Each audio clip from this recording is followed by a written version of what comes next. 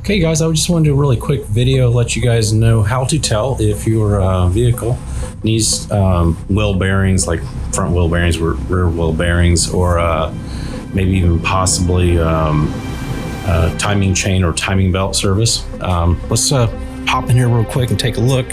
So as you can see here, we've got this front wheel bearing and hub assembly. Yep, that's definitely shot. It's going to need a new one. And we've got our engine here.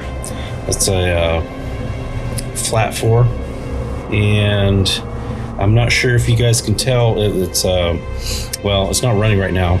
It's probably not a good idea. I don't want to destroy the heads and pistons, but it's got a lot of knocking and rattling sounds, and it's also setting off a engine code for the knock sensor. And it's not because of pre-detonation, it's because the timing is off a little bit.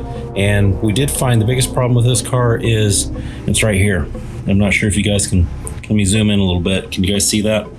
There's the actual problem. So we're gonna be doing an engine service on this and getting it tuned up and ready for the road. As you can tell, it's just, so that's how you can tell if your car needs service. There you go.